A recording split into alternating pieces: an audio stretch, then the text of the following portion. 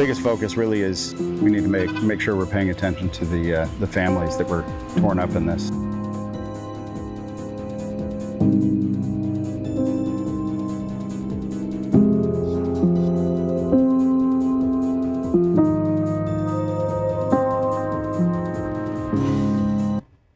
Okay, we're about to start a 6 o'clock hour. Thank you again for joining us on this Monday. Good morning, San Antonio, as we mark 1 month since the devastating flooding across the Texas Hill Country. Got team coverage across the way. As you can see, we have our very own Ernie Zuniga live in Kerrville and Devin Karp also live in Ingram. But before we get to them and what they're covering today, we're going to get to meteorologist Justin Horn, who is here in the studio, giving us an update on what our forecast is looking like. And Justin, you've been talking about a little rain? There is a chance for that, and here is why, guys. We have high pressure off to our west. There are storms this morning up around Dallas. This little cluster here. Now, this energy is going to round that ridge of high pressure, and it does appear that it will throw some storms in our direction, or it may hold together. Either way, into the afternoon, we're going to put storm chances in our forecast. Just a 20% chance, but I'd say lunchtime through sunset. Let's keep an eye on the situation because we can't rule out a strong storm. In this kind of flow, you can oftentimes get these stronger storms with some gusty winds and hail. So that is something we will certainly watch. Most of us will stay dry, especially if you're west of I-35. The coverage will be sparse, but again, it is definitely worth watching. Here in San Antonio, 20% chance today. Should we get some storms, that would help to keep us below that 100-degree threshold, which we've had 5 days in a row now at 100 or above. There is a lot of hot weather, though, on the way this week. We'll show you that 7-day forecast, and we'll get you some updated computer models showing how today may play out. That's all coming up here in just a couple minutes. Okay, thank you very much for that, Justin. And obviously, we are continuing our coverage. The Texas Hill Country 1 month later. So let's go ahead and go to Ernie Zuniga right now, who's got the very latest in Kerrville. Ernie? RJ, good morning to you. Just wanted to draw your attention. We may have some new viewers who are just waking up this morning and maybe forgotten that today is the 1 month mark since that terrible flooding. Of course, we were all on the air that morning when the Guadalupe River, which is behind me and completely calm right now, was of course raging and was many dozens of feet high up in the air. And the rest is history. But I wanted to draw your attention to some of what is happening today. This is where we began our coverage when we were here on Monday, July 7th, days afterward. And I'm going to get out of the way so that our photojournalist here, Alex Gomez, can show you in the distance there that pile of debris that you see is what's left of the Walden home, which about a month ago, most of it was standing. There was a large chunk of it that had kind of been carved out of the corner of the house. You may recall it was on World News Tonight. It was all over the country and everything. And the couple, Scott Walden and his wife, kind of recounted the harrowing moments where they were forced into the river, and they actually were saved by hanging on to a crepe myrtle before they were ultimately rescued. But their house has since been demolished, but as you can see, the debris pile is still there. Behind me in the distance, it is dark, it's difficult to see. There are still many, many debris piles of tree limbs that are much taller than I am, that are a little more organized than the last time we were here, but certainly haven't been picked up yet or not cleaned up. And that will certainly take some time. Also want to call your attention to behind me, the donations that have been collected here, kind of a makeshift donation collection site, if you will. Things like soap and detergent, bleach, hand sanitizer, those kinds of things, and those are being distributed to workers that are coming here to help clean and just help rebuild this part. This is the Waterfront Drive area, again, here in Kerrville. And then just a very somber scene to take in. Obviously, this was not here a month ago when we were here, but this is where the Romero home stood. Three of the four members of the Romero family were lost. The lone survivor was a 19-year-old young man who Myra Arthur spoke to in the hospital as he was recovering. But Leo's father, stepmother, and 1-year-old brother were lost, and there are wooden crosses set up for them. And of course, there's a Tonka truck here and a remote-controlled vehicle and some plush toys set up for the young boy, the 1-year-old boy. Rosaries, candles, and those kinds of things that are set up just to honor and remember 3 of the many, many lives that were lost here along the Guadalupe River. So we're just getting started here in Kerrville. Later on in the morning, Alex Gomez and I are going to head to Center Point. We're scheduled to visit with some small business owners who received some funding in the last month to help rebuild their businesses. And we want to get a sense of how things are going. What's the process been like? Have they received any help from FEMA? Are there delays? Any issues with all of that? So we're going to talk to them in Centerpoint, then come back to Kerrville and connect with Wayne Donaghy, who you might recall was the very first person in line at the FEMA Resource Center a month ago when I was here. And he talked about his wife who fell into the river and broke her shoulder. Their dog, Sassy, as he said, took a swim in the river, thankfully was saved that day. So many stories that we're going to reconnect with and catch up with 1 month later. So we're just getting started here in Kerrville. We'll have more coming up throughout the day on air and online. For now, that is the scene here along the Guadalupe River. I'm Ernie Zuniga, KSAT 12 News.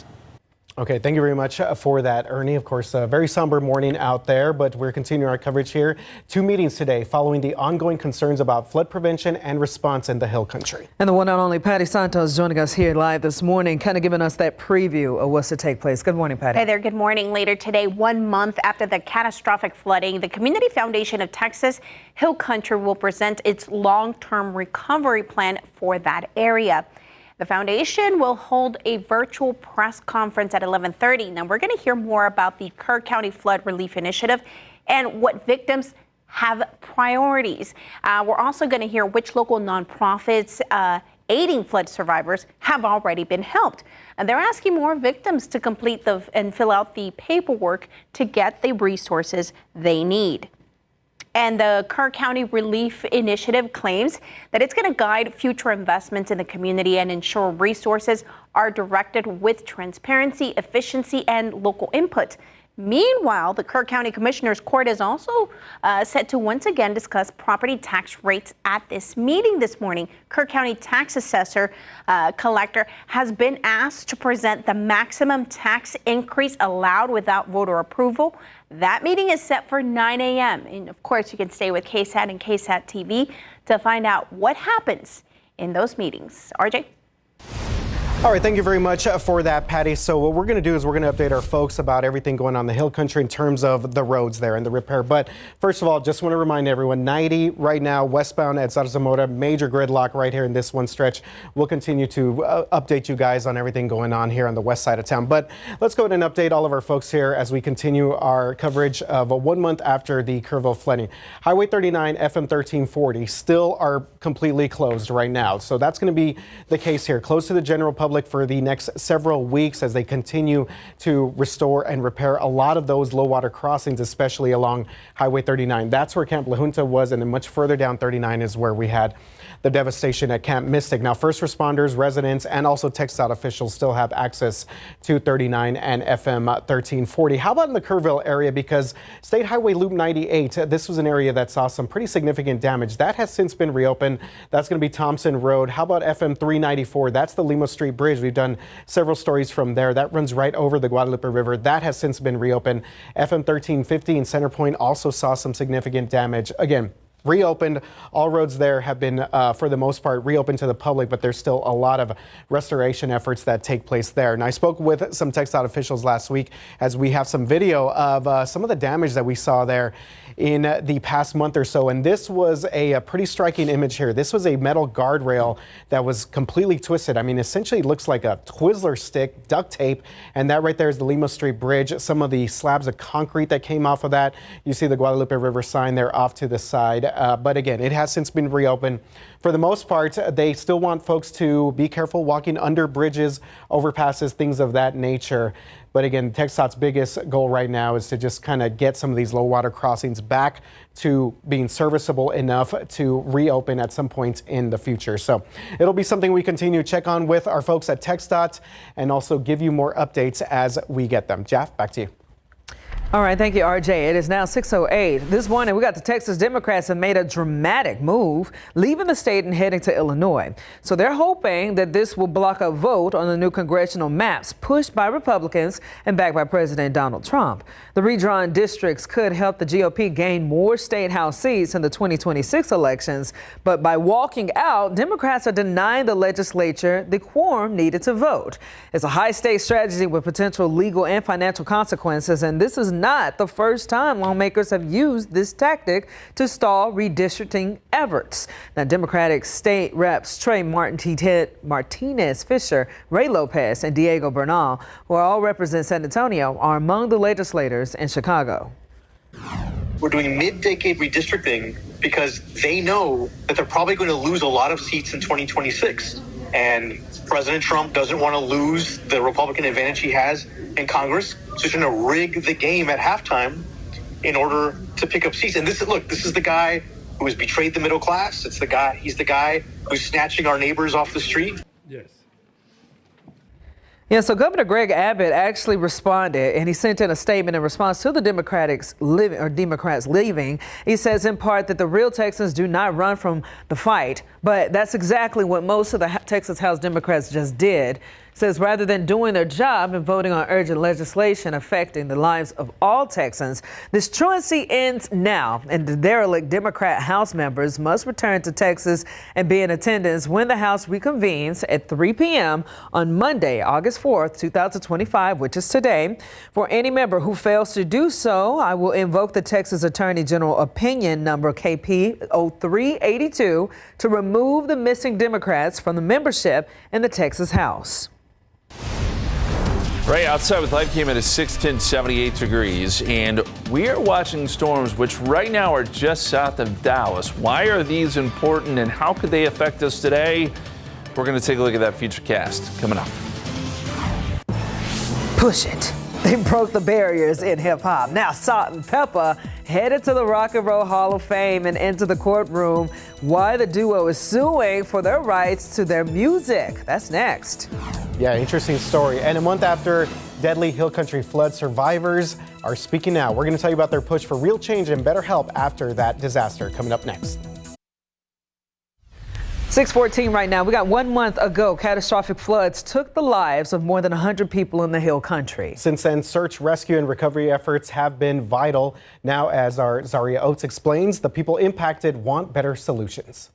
Moving forward after a tragedy like the July 4th floods has been incredibly difficult for so many families. I was the first parent at Ingram Elementary on July the 4th. Ingram Elementary wasn't even actually aware that they were the spot. Many of the families and homeowners impacted by the floods spoke at a legislative hearing in Kerrville at the end of July. They shared their frustrations with current disaster policies and a lack of communication. They had no way of communicating anything and no one was in charge. And I waited there for over 12 hours for news and literally no one could tell you anything. 1 month after the floods, and these Texans want change. So if you want to protect the river, we'll make that public land, make it parkland or a preserve so that the people won't have their RVs 12 feet from the river. Lawrence Walker, a Kerr County homeowner, is advocating for the state and federal government to get involved. He wants the government to purchase land in the flood zones to protect not only the residents, but the tourists, the first responders, the campers, and the wildlife. And through Kerrville and through Kerr County, there are for sale signs. The county, the state, federal funds, buy up some of that land as you can, and then protect those parts of the river. Whether you turn it into organized park space or not, have that as a buffer, and then you can have your RV 100 yards away from the river. To have them as close as they were and have people camping there like that was irresponsible. Others want resources to be shared in a better way. My 2 boys were at Camp La Junta. Kelly Raybone's sons survived the floods, but live in Houston and have had trouble getting a hold of state-funded mental health resources. Let's make sure that people are aware of these resources, because I shouldn't have to go onto a Facebook page and plead for someone to help me. Between families, homeowners, and volunteers, the hope is for preventative measures to be put in place so in the future, the aftermath is more manageable. Zaria Oates, KSAT 12 News. All right, Zaria reporting from the Hill Country there. Let's give you an update on what is going on here on the west side. A sea of brake lights, gridlock out here for our drivers. It's going to be westbound traffic over by General Hudnall and Zarza Motor. So you see that we have multiple main lanes blocked. I mean, we're seeing one main lane kind of squeeze through here, but at least 3 to 4 of our main lanes closed after what was reported as a rollover crash. That's going to be right before we get to the General Hudnall exit and also the Port San Antonio exit. Here's a look at the traffic backup up on 90 right now at Nogalitos. So I was thinking about some alternate options. If you're coming south on 35, you could exit Nogalitos. That'll kind of get you around some of this. But of course, we still have several neighborhoods you got to go through here. If you want to try and go north, we still have some construction delays causing issues for our northbound traffic. But you could take Commerce Street to try and get around some of this, or South Laredo Street as well. If you need to make your way through the west side of town, this situation looks like it's going to be out there for a little bit longer for our folks on the west side of town. Again, 90 westbound at General Hudno. 410 and Culebra traffic is moving along here for our folks on the west side. And we also have reports of an incident over at 151 and 410. That's going to be the southbound lanes of 410 at 151. Everything else across the city is looking pretty good. Northeast side looking pretty good as well. All right, let's go to Justin with a check of today's weather. Justin, how are we looking out there?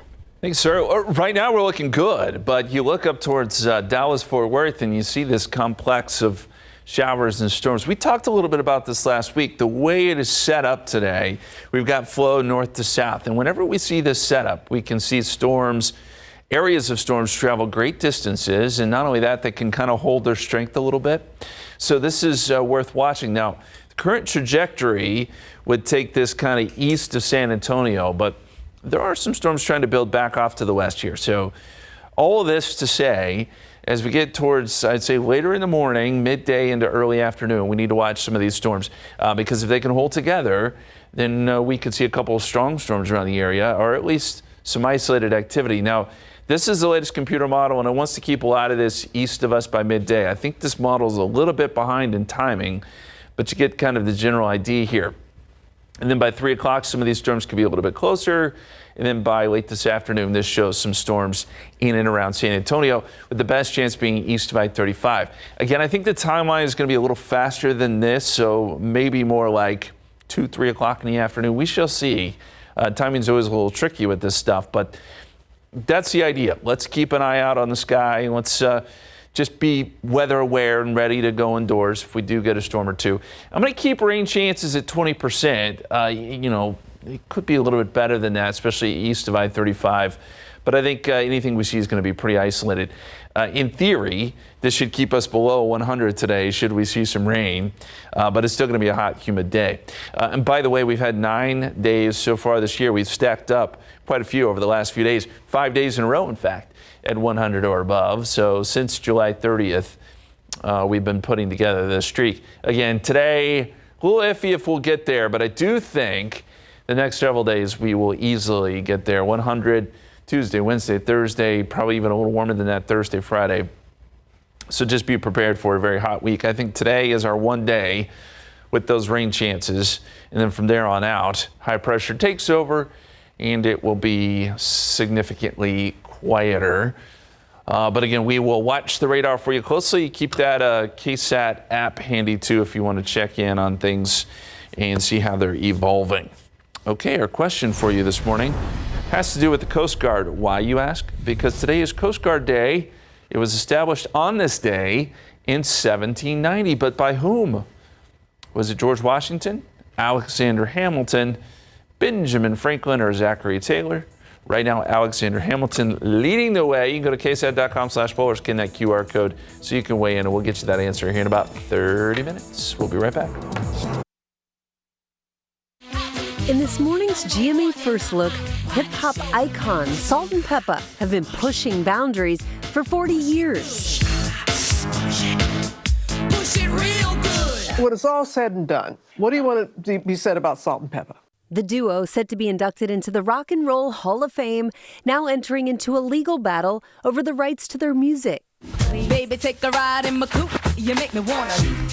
When you're an artist, in the beginning, you sign a contract saying that the copyrights will revert back to you after 35 years. And we've done all the things legally to get our copyrights back, but they're just refusing, so we had to sue them. Yeah, it's the law. That's what it really boils down to. Coming up at 7 a.m., more of Robin's interview with Salt and Peppa. With your GMA First Look, I'm Marie Annanelli, ABC News, New York. Okay, let's get you to a recall alert ahead of back to school. Freeze-dried fruit, you see some of it right there, sold at Sam's Club stores across the U.S. being recalled this morning over possible listeria contamination. Dollar Dry Ingredient Solutions recalling some of its Members Mark freeze-dried fruit variety pack 15-count boxes. They were distributed last month. Now, fortunately, no illnesses have been reported so far, but if you have this particular product, you definitely want to throw it away and visit a Sam's Club for a refund. 625 right now, 78 degrees outside and still ahead on GMSA.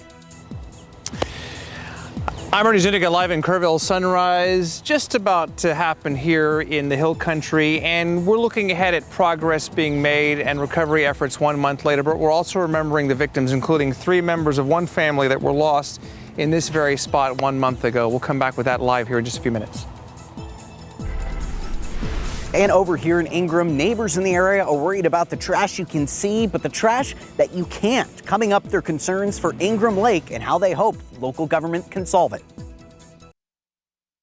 We're not going to leave here until we've done everything that we need to do. If that's 10 days or 10 weeks or 10 months, we'll continue to stay with the people here in Texas as long as we're needed.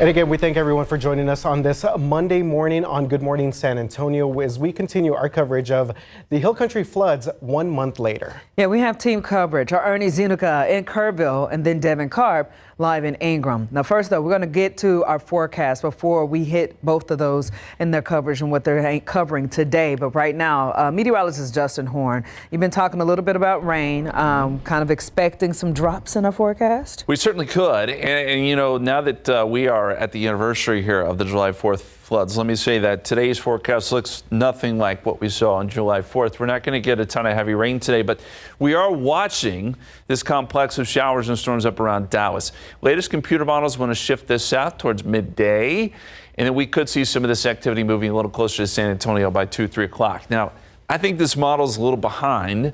I think this happens at a little faster rate than what this is showing. But if you're of San Antonio and east of I-35, I think we have a shot at some storms today.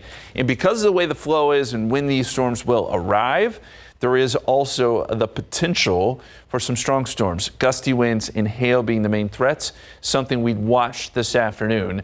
I just want to make sure everyone is aware of this. Doesn't mean everyone's going to get rain. In fact, rain chance is still set at about 20 to 30%. But it is something that we need to be weather aware of. I would say as soon as even lunchtime, we could have some storms around. Temperatures, in theory, will be held down a little bit today because we have that chance for rain. 99 is what we're going for. I mean, it's still hot. We just may end our triple-digit streak here. Also, we've got active tropics. There is a new named storm out there. That would be Dexter. And we have more chances of some development coming up across the Atlantic. So we're going to talk more about that in your tropical forecast here in just a bit. Let's go over to RJ now and check in on your traffic. All right, Justin, things have gone from bad to a little bit worse out here for our drivers. 90 westbound right here at Zarzamora. So this is going to be our General Hudnall Drive exit getting off of Port San Antonio as well. So it looks like they've completely now cleared out at least 3 main lanes here, including the shoulder of our westbound traffic. Now, eastbound traffic coming into downtown, that one is still moving along for the most part here, but they've kind of squeezed this down to 1 lane that's getting through the westbound lanes of 90 right there at Zarzamora, again on the west side of town. It's being reported as a rollover crash, and that's the only details we have at this moment. This is our traffic camera right here at Nogalitos Street. So you can see we have got traffic backed up past Frio City all the way to Nogalitos, even stretching past the interchange of 10 at 35 going towards South Flores. So if you need to find some alternate options, I was saying Nogalitos might be a good option for our folks that are coming south on 35, but northbound 35 with the ongoing construction there, just be anticipating that you're going to be stuck in some traffic for a while if you're trying to make your way on 35 north or trying to get on any part of Highway 90 at the moment. 410 right here at 151 for our drivers on the west side of town.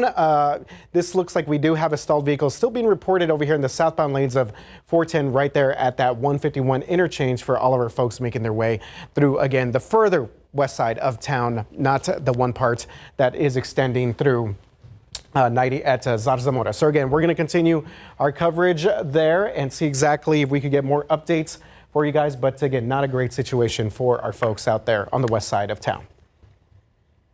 Okay, so we are continuing our coverage this morning with the Hill Country floods. Hard to believe, Jeff, 1 month later, I know all of us were here to cover that catastrophic event. And this morning, we got Ernie Zuniga live right now in Kerrville. We're going to go to him first and then Devin later. But first, let's get to Ernie. Ernie, what's going on?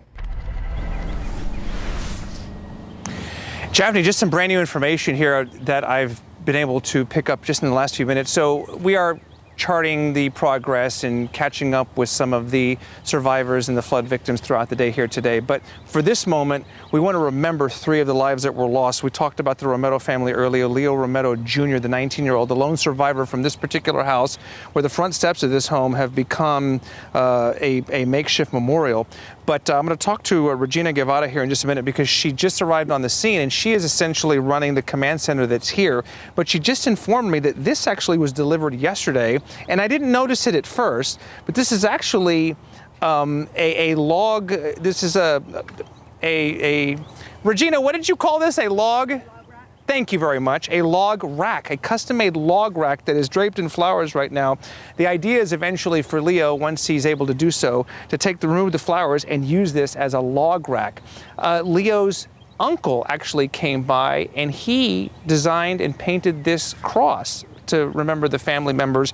So ultimately, Leo lost his father, Leo Romero Sr., his stepmother, Natalia Venzor, and his 1-year-old younger brother, Carlos Romero. And you can see the memorial that has been set up here.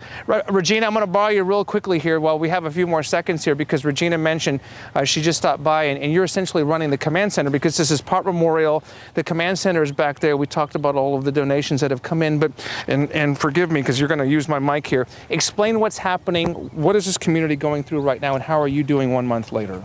Well, I think yesterday we kind of hit a wall with like feeling like people are leaving, and you mean like help? Yeah, the help's leaving. People think that people don't need help. There's a lot happening in the media with the meetings, which are hard to watch. But you know, Hunt and at Kerrville, like there's pockets all over Kerrville that need help. And obviously, if you look at the river, if you grew up here like I did, you know that that's not the river that we had the day before the 4th of July. So I'm the type of person to be like, give me a team and let's go to work. But they've said the river's a crime scene, and we know there's still somebody's baby out there. So we want to respect that. But we want to make sure also that we don't lose momentum. People will forget, you know, they'll move on. But the people who live here, they really can't. And I'm not a therapist or anything, but I feel like the last few days as community health worker, we do talk to people about mental health. And I've had a lot of people just come back and connect with me, and they're hurting. The kids in this neighborhood particularly hurting, which is why we keep the command center here. And, you know, we're strategizing with mental health development services. We're strategizing with friends out of Laurel Ridge, the Meadows Foundation, different people that we can work with to bring in mental health services. They're already out here, but like if we could have some cohesiveness in our work, so that way we can talk to the kids, especially in this neighborhood. They had to leave their homes thinking that maybe they were going to die too.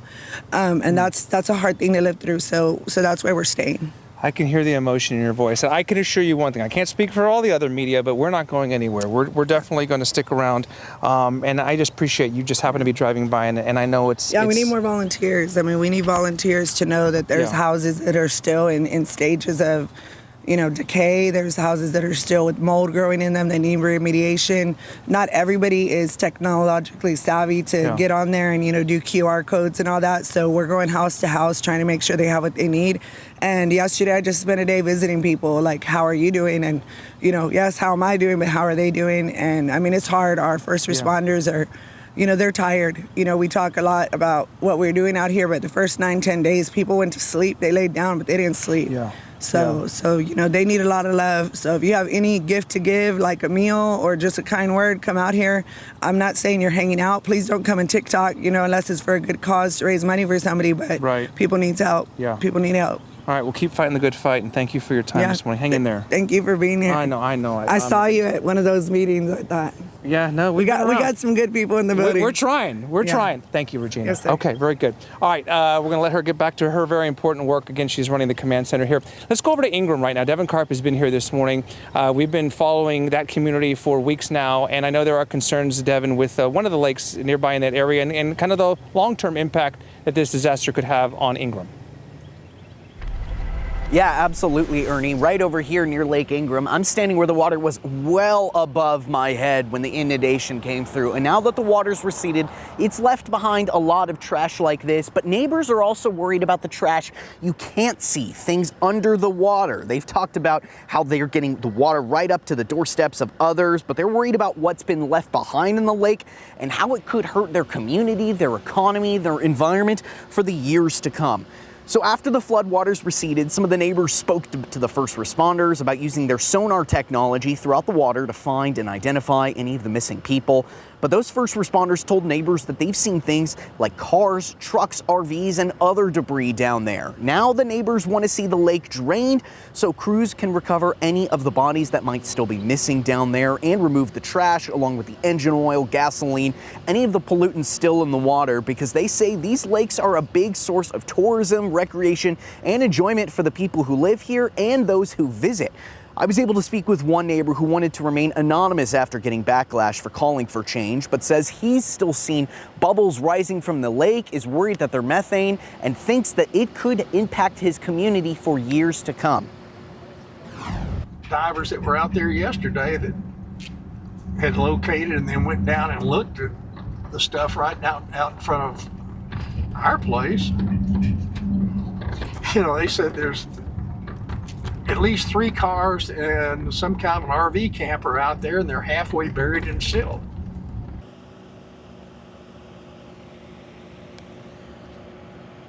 So in the past at Kerr County Commissioner meetings, we've been able to hear from Kerr County Judge Rob Kelly and some other commissioners who have expressed interest in draining the lakes and did say at the time there was a plan to do so. They also warned, however, how long of an endeavor this could be, with the high cost it would cause for the local governments over here, what it would mean to coordinate with all the different regulatory agencies to do this, as well as the fact that there is an endangered mussel species that goes through the Guadalupe River. But whether or not they've been affected by the pollutants in the water and the flooding still has yet to remain to be seen. In the meantime, though, some of these neighbors here in Ingram and local business owners say they're going to be meeting every week to talk about the issues in their community and going to their local governments to ask for that change within the lake. We've also reached out to them to see if there are any updated plans for this, and are still waiting to hear back. For now, I'll send it back to y'all. Devin Karp, KSAT 12 News. Thank you, Devin. And since the floods took the lives of more than 100 people in the Hill Country, we got a memorial at the Guadalupe Park in Kerrville. It was started by one man and pieces of flooding debris he could find. Patty Santos is back with us this morning to talk about that story and much more. Patty, good morning. Hey there, good morning. Well, the damage in the Guadalupe Park in Kerrville can still be seen. And while the park is still closed, a section of it is open with a memorial that was put in place by artist Roberto Marquez. And after the July 4th, he began grabbing debris and used it to create these crosses. And then the idea for an interactive mural came. Mural, it's like connecting the whole environment. About the flood and all those people that they came out, anywhere from kids, to anybody that come and join, it's a piece of work that is like holding the spirits of those lives. So Roberto stayed for a little over a week and then went back home, but not for long. He was in New York City recently after 4 people were killed inside a Manhattan skyscraper. And he hopes that what he left in Kerrville provides healing for anybody who needs it.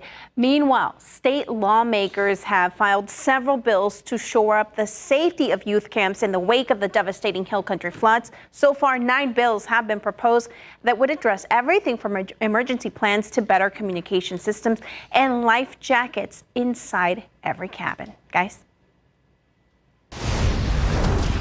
All right, outside with live cam, it is 6:42, 78 degrees. And we are watching what's going on in the Atlantic. There is some activity here. The Atlantic's starting to wake up. We have several potential systems. We'll show them to you after the break. 6:46, and we've got a major mess on the west side of town. Let's give you an update on the situation here as we get some sunlight here. And now we're seeing that we have, let's see, 1, 2, 3, 4 main lanes closed right here. Not only that, plus the shoulder. This is going to be our westbound traffic going right through Zarzamora and 90, right before you get to the General Hudnall exit and also the Port SA exit as well. So this has been reported as a rollover crash. And earlier it looked like we did have some emergency officials kind of picking up a few of the cones that they had laid out right here for our folks and our drivers that are stuck in this bottleneck. So let's give you kind of an updated look at what this looks like across this entire stretch of the downtown area. South of downtown, you see the tail end of this right here. This is the backup on Nogalito Street. So again, traffic going all the way past 35, that interchange, even going past parts of South Florida Street to, I believe that's a Probant there as well. So again, 90 westbound at Nogalitos and Zarzamora, still a major mess. It looks like it's also causing a little bit of delays for our folks that are coming on 90 East right now. 410 and 151, we are good to go there, despite reports of a stalled vehicle on the southbound lanes of 410. But really, our biggest issue at this moment is going to be right here, 90 at General Hudnall and Zarzamora. Definitely not the best news right there, but no, not a good way to start your Monday morning commute. We got to switch it up though, because it's a great morning for one particular family. Get this, very excited because we are announcing the winner of our back to school GMSA Sweepstakes. Let's we go. got to give a huge congratulations to my woman, Deanna Palacios. Of course, you are the winner of the $500 gift card. All right, congratulations, Diana Palacios. She's a mother of 3 kids, so this is definitely going to come in handy that she's got a shop for. So congrats again from all of us right here on Good Morning San Antonio. Yay. And we hope we've made your shopping experience a little easier ahead of this school year. I absolutely love seeing that. Diana, man, shout out to you. It's a good giveaway. Yeah, it's going to be a tax-free weekend this weekend, so good shot, Diana. Congratulations. Yes, congrats. Let's go out to the Atlantic, guys. We have a couple systems here that we're going to watch. See this little cluster of storms here? That is newly formed tropical depression, or tropical storm, I should say, Dexter, which, by the way, is going to move away from land, so we're not too concerned about it. Another little area here right now, not showing a lot of signs of development, but there are some potential. Well, we could see some potential development here just east of Florida. There's 30% chance there. Now, there's nothing that has developed yet, but there is some chances. Of course, Dexter, as I said, will move out to the open Atlantic, likely staying a tropical storm. Maybe of greatest concern is this area here. Now, it says 50%. That's in the future because this is still a wave that's coming off of Africa. But this is the time of year where we start to watch this activity coming off of Africa, and it can develop even this far out in the Atlantic. So some chances there. Meantime, out in the Pacific, 50% chance here. We had 90% chance there. And the reason that disappeared off the map, because that probably just got a name. We'll update that for you. But the Pacific is staying active too.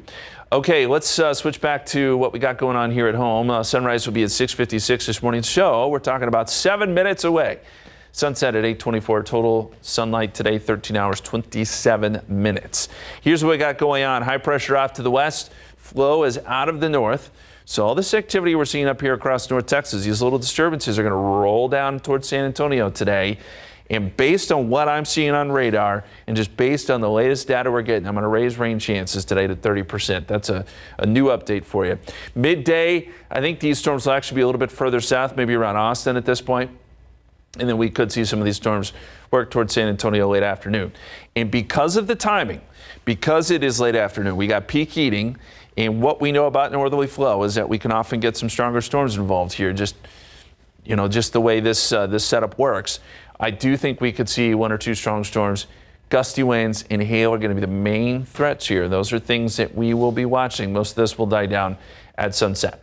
So our forecast today, again, a 20% chance of rain. We're going to start that at about 10 a.m., but I'm going to bump up rain chances starting at about 1 to 30%. And we'll keep that going through roughly 4 o'clock, and then I think things will start to die down a little bit. And that should also keep us under 100 today. We shall see. We're going to go 99. Otherwise, the rest of the week is very toasty and dry, near 100 each and every day after today. But let's keep an eye on the sky this afternoon, and we'll certainly keep you updated as all of that unfolds. All right, our Just Ask Justin question this morning has to do with the Coast Guard, because today is Coast Guard Day. And why, you ask? Because it was established on this day in 1790. But by who? Was it George Washington, Alexander Hamilton, Benjamin Franklin, or Zachary Taylor? They all got votes, but Alexander Hamilton, which, you know, we're all familiar with Hamilton, is leading the way. What do you think? Alexander Hamilton. I think George Washington had his hands busy on the toil. He was No a love busy for man. Zach Taylor, huh? All right. No. Yeah, I'll go B. Hamilton along with the rest of our viewers. That is correct. Yes, Alexander Look Hamilton. at that. He founded in 1790. He lobbied Congress to fund 10 cutters that served as a naval force before the Navy, of course. And the rest is history. He officially became the Coast Guard in 1915. Okay, good stuff there, Justin. GMSA will be back after this short break. Okay, quick check of traffic here. Some good news for our drivers on the west side. Here you go. We have full clearance there on 90 westbound at Zarzamora. So both directions of 90 are moving along there, but we still have some pretty good backups all the way up 35 northbound headed towards 10 at 90 and some backups there west of Nogalitos. We'll continue to follow these traffic updates. GMSA Plus. Justin. RJ, thank you. We're watching storms up around the Dallas-Fort Worth area this morning. These are going to work south towards our area, especially east of I-35. For that reason, we've raised rain chances just a little bit into the afternoon. 30% chance later today. And I do want to watch for a couple strong storms. High temperatures will be up near 100 yet again. Today's kind of our one chance for storms. Otherwise, it is hot and dry for the rest of the work week and going into the weekend. All right, thanks so much, Justin. Okay, stay tuned because we got more coming your way on GMSA Plus. We're streaming on KSAT Plus and KSAT.com. More of your coverage of the Hill Country floods a month later, as well as some of your other headlines that are hitting our airways. That's right. We have Ernie, Devin live in the Hill Country for us. We'll be back in a couple of minutes.